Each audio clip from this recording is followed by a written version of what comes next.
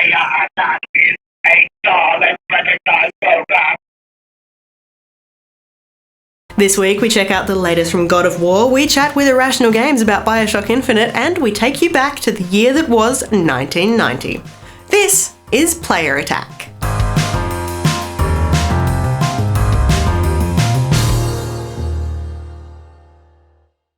But first, the latest gaming news. With the introduction of an Australian R18 adults-only rating for video games earlier in the year, there was one question on everybody's minds. Would we finally see the latest Mortal Kombat officially released in Australia? The answer, my friends, is yes. Mortal Kombat Complete Edition is indeed headed down under, set to arrive on May 1st for both Xbox 360 and PlayStation 3. This is the same Mortal Kombat that was launched around the world in 2011 and famously refused classification here twice. The latest version contains all of the DLC released for the game so far, including a playable Freddy Krueger, and has been granted an R18 rating for high-impact violence, blood, and gore. It's not one for the kids, but if you are a fan of fighters, it is one of the best we've seen in years. And speaking of release dates in Australia, if you haven't yet checked out Telltale's version of The Walking Dead, the publisher has let us know that Season 1 of the game will also be coming to retail in May for both Xbox 360 and PS3. The physical release takes all 5 of last year's episodes and smooshes them onto one disc. It's out on May 9th and is also available for PC and iOS devices. One thing we sadly won't be seeing at retail anytime soon, though, is Doom 4, which has now been penciled in as a next-gen console release. While the long-awaited shooter has been in development for years now, the team at id actually restarted the project back in 2011, claiming the earlier version did not exhibit the quality and excitement that Doom fans expect. It's actually been a pretty sad time for retro fans all round, with news that Disney Interactive has axed the nostalgic LucasArts label. Gamers around the world have mourned the loss of the publisher that gave us Monkey Island, Maniac Mansion, Full Throttle, and a whole stack of Star Wars games over the years. The studio's closure has meant the apparent demise of 2 new games set in the Star Wars universe, downloadable title First Assault, and the impressive-looking Star Wars 1313, which was announced at last year's E3 and was reportedly set to star bounty hunter Boba Fett. Clinging to the hope that when one door closes, a window opens, Tim Schafer from Double Fine has apparently been inundated with helpful suggestions that he pick up a license or two, and finally gives us the Grim Fandango sequel we're all dying for. Injustice: Gods Among Us is set to hit consoles next week on April 16th, but if you can't wait that long, Warner Bros. And NetherRealm have come to your rescue with a free-to-play mobile adaptation available in the iTunes App Store right now. It's not a port of the console version headed to Xbox 360, PS3 and Wii U, but instead is a completely unique gameplay experience created from the ground up for the new platform. Plus, there's a twist. Playing the game on your iPhone, iPad or iPod Touch will help you unlock content on your console. Now, Activision has let us know that the second batch of downloadable content is headed our way for Call of Duty Black Ops 2, with the Uprising pack considered the most fan-centric DLC package the team has ever created. Packed with 4 new multiplayer arenas, there is also a nifty new zombie mode map. Mob of the Dead features voice acting from the likes of Ray Liotta and Michael Madsen as Prohibition-era mobsters. These anti-heroes quickly realise while trying to break out of the island prison that being behind bars is the least of their problems. Escape plans foiled, the team must instead fight off the waves of undead prisoners and guards in an attempt to survive. The pack is due to hit Xbox 360 on April 16th, with other platforms to follow. SimCity has also been bitten by the DLC bug, with the game's first batch of downloadable content released for free. But, of course, there's a catch. The Nissan Leaf station will boost business happiness in the surrounding area, boost happiness for each sim that visits the building, uses no power and produces no waste or pollution. It is a pretty impressive little download, so if you're okay with seeing a little bit of in-game product placement, hop to it. The Nissan Leaf station is available for just 6 months. Something else you'll need to be quick for: tickets to BlizzCon 2013. This thundering celebration of all things Blizzard, that is, StarCraft, Warcraft and Diablo, is set to invade the Anaheim Convention Center in California on November 8 and 9. BlizzCon is an annual-ish 2-day community gathering, an opportunity to mingle with like-minded gamers, fans, cosplayers, pro gamers, and Blizzard developers. There are in-depth discussion panels, guild meetups, gaming tournaments, and hands-on playtime with the latest titles, which means World of Warcraft, StarCraft 2, Diablo 3, and the freshly announced Hearthstone. If you need more reason to head all the way to California, the event has had some amazing musical headliners over the years, including Tenacious D, Ozzy Osbourne, and Foo Fighters, and unlike many gatherings of its kind, it is fully licensed and serves pizza directly on the premises. Tickets go on sale in 2 batches, one on April 25th at midday Sydney time and the other at 3 a.m. Sydney time on Sunday, April 28th. Head to blizzcon.com for more details.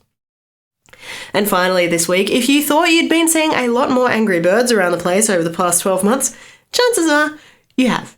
The latest figures from publisher Rovio show a revenue increase of 101% year over year, with 45% of that money coming from toys and merchandise rather than the studio's humble video game beginnings. To keep up to date with the latest gaming news, head to playerattack.com. But for now, stick around, we've got plenty more still to come.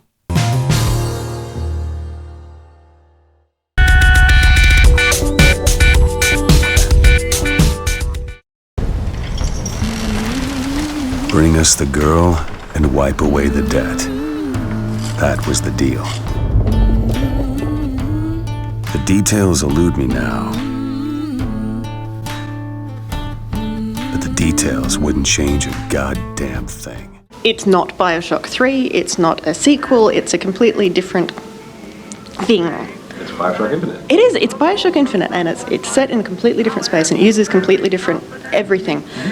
Are you expecting consumer backlash because there are no big daddies and little sisters? No, I think that I do anticipate that people will embrace the title because it is what it is. It is its own unique title, and I think that people will appreciate the amount of craft that's there. They will appreciate this journey that Booker and Elizabeth go on, and the amount of detail we've taken so much of our effort to making this into a fully realized world and these fully realized characters, and I think that there's plenty of new here to love. So yeah, I'm not too worried about people missing the big daddies. I think BioShock, the Rapture series is about that story's been told, and I think it's really for us about Columbia now. And it's such a completely, it's a very similar aesthetic to previous BioShock games, but at the same time it's very different. Can you tell us a bit about where that all came from and why it's suddenly gone from under the ocean to in the clouds? Sure. I think when you look at BioShock Infinite, when you walk around Columbia, there is that feeling of a completely new world, and in a lot of ways it is about as stark a contrast as you can get from the dank halls of Rapture. But there is an element of familiarity to it, and I think a lot of that has to do with the specifics of the way that the narrative is told, the way that the player is this active participant in walking through the space and unraveling the mysteries of the world.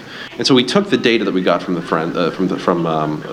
fans in the community and the reviews, and we took our own postmortems. We built up all this data and analysis of what went right and what went wrong. And we came to the realization that for a BioShock game, it doesn't have to be about Rapture. It doesn't have to be about the specifics of Andrew Ryan or the Big Daddies or all these elements that made BioShock so great. And with that realization, we took a step back and we said, well, what can it be about? We felt this tremendous pull to the turn of the century, the turn of the 20th century. We have a number of history buffs in the office. And Ken included, and this notion of the city in the sky came from that, because you look at that period and you look at the fascination with technology and all the new technology and all of the social upheaval and all the change that was happening day to day, but also this tremendous optimism that technology was going to solve all of our issues, right? So there was this fascination specifically with flight.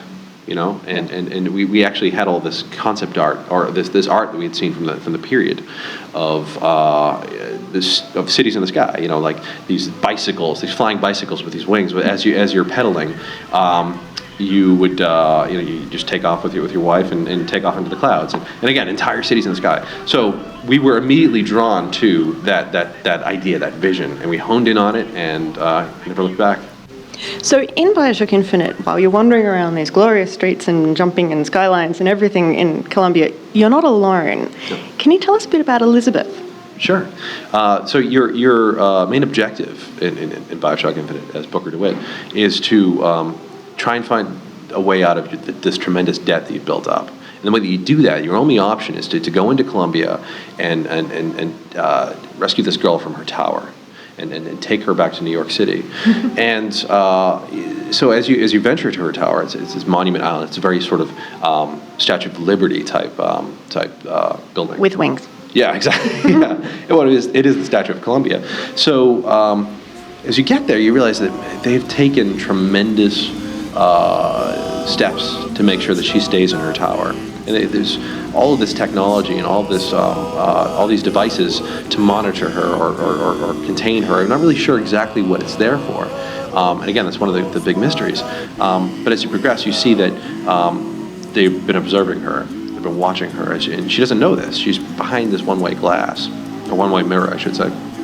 And you sort of walk into her living room. You walk into a room where she has a painting of the Eiffel Tower. And she opens up that first tear, and you get to see her power.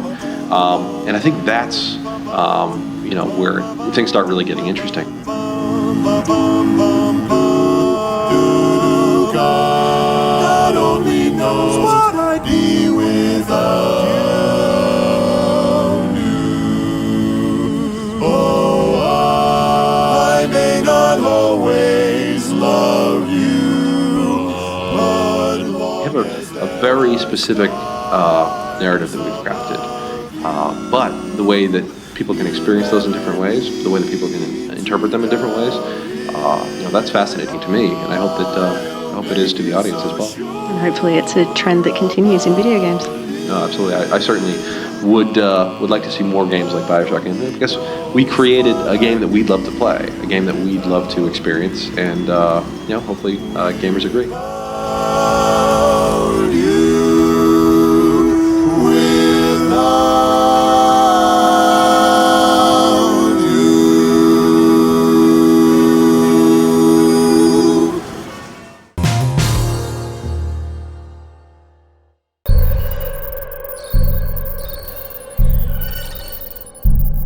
Kratos is back.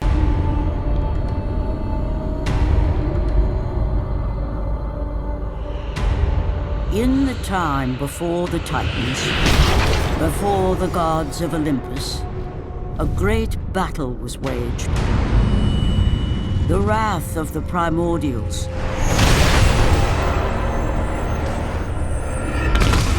The very beings who forged the earth.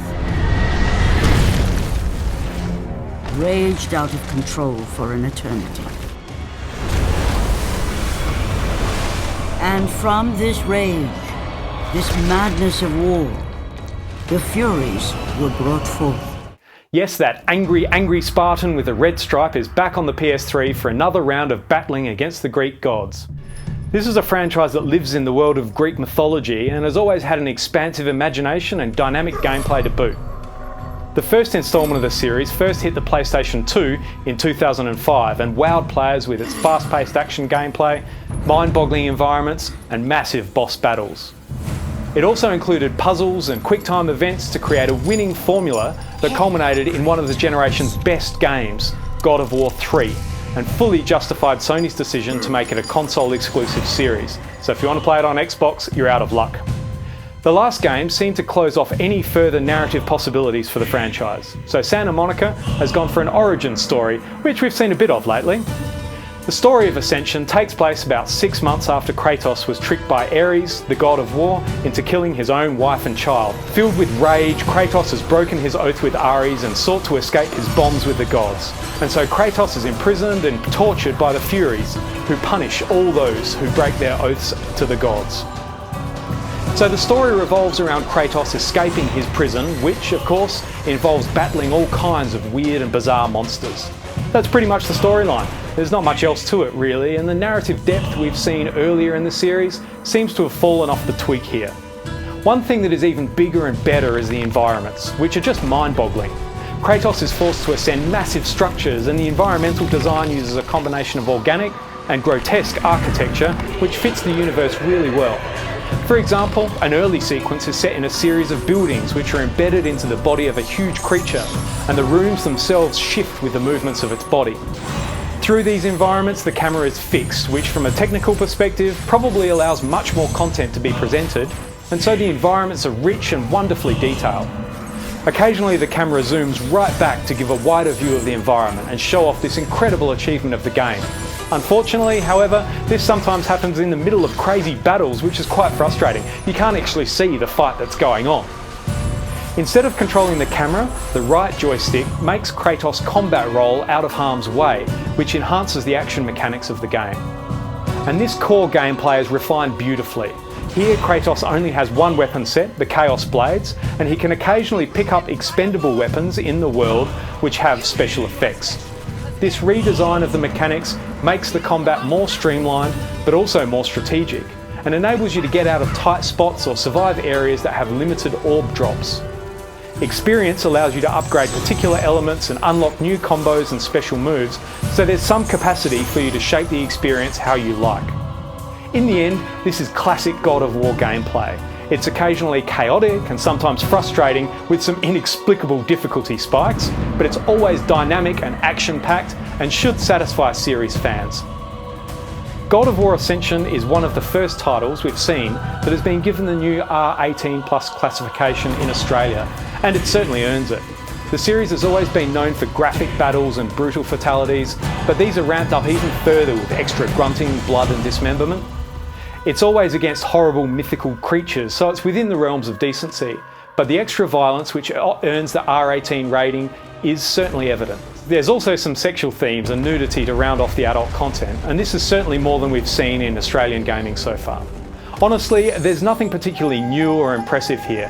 There's no great complexity or sophistication in the adult content, and it mostly serves to entertain at a fairly base level.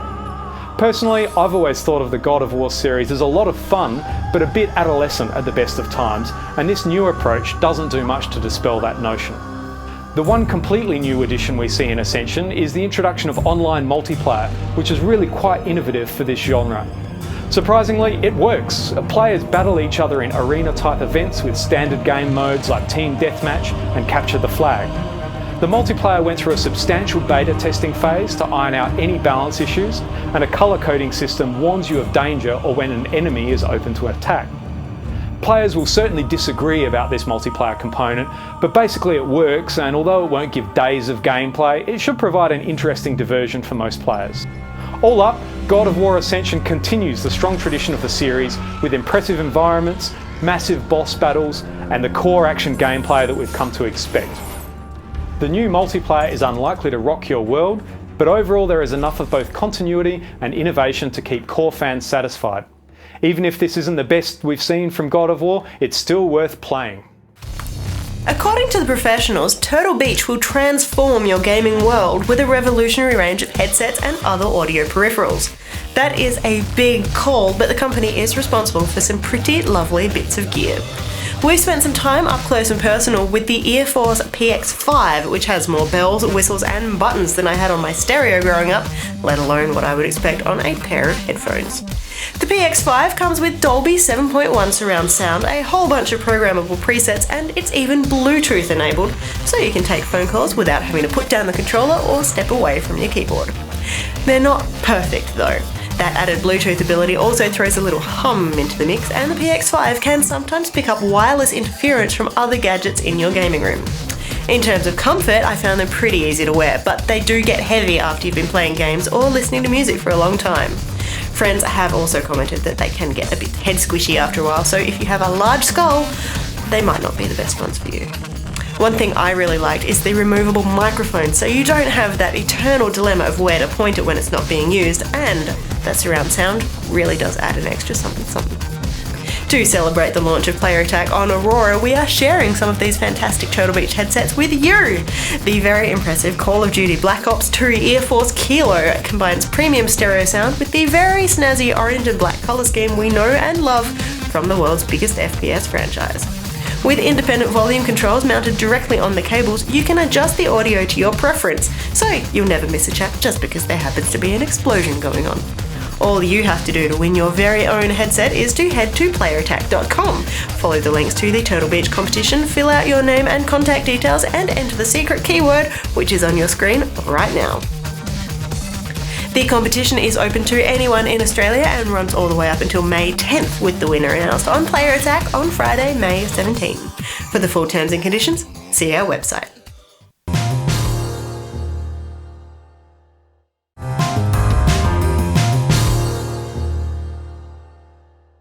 Jimmy the Geek here in 1990. The big news this year, several prominent releases from Nintendo. The third Super Mario Bros. Game is released. The aptly named Super Mario Bros. 3 was first teased in last year's The Wizard film, starring Fred Savage. The game seems to be taking some elements from the first game and seemingly ignoring a few from the second. Mario's new abilities include flight with the use of a raccoon tail, sliding down hills and into enemies, and picking up and moving Koopa shells. Rumours of a map screen and the inclusion of a clone of the original Mario Bros. Arcade game are also running rampant. Sales for the game are expected to be very, very high. Mario is also the star of a second game released this year. The puzzle game Dr. Mario allows players to cure disease-like enemies in a vial using a simple colour matching mechanic. The game also indicates that our favourite plumber is also, for some reason, a doctor. And there's no indication as to whether this is a permanent career change for the character, or if it's just practicing medicine is kind of a hobby, like playing tennis or go-karting. A new Japanese RPG has made it over to the US. The Warriors of Light, who are to some degree customizable within each playthrough, must face off against Garland in a high magic setting.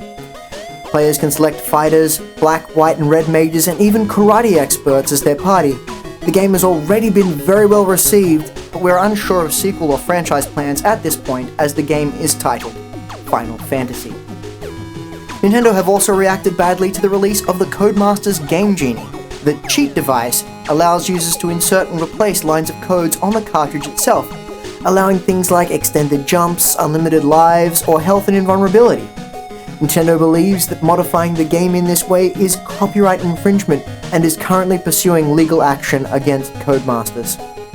Moving away from Nintendo for the moment, and NEC have revealed its new mascot, Bonk, a caveman with a large head, will be the new face of the TurboGrafx 16. The first game in the series, Bonk's Adventures, makes players wander around in a prehistoric environment, defeating dinosaur-style enemies using his gigantic head as a weapon.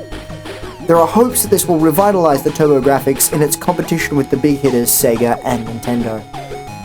To the PC now, and after the success of the side-scrolling platformer on all of the consoles, the first viable PC side-scroller has been published via shareware. Apogee's Commander Keen uses a smooth graphics engine unlike anything previously available on DOS, and is developed by John D. Carmack. Players take control of 8-year-old hero Billy Blaze, the titular commander and child genius who protects Earth from the evil Vorticans. The game itself is allegedly based on a prototype PC port of Super Mario Bros., nicknamed Dangerous Dave in copyright infringement. The hero is based on creative designer Tom Hall as a child, and is planned for a full trilogy of games, all released under shareware. Finally, sad news as Amstrad finishes producing the ZX Spectrum. The Spectrum dominated the home PC market in the UK for 8 years and was a viable gaming platform for several of those.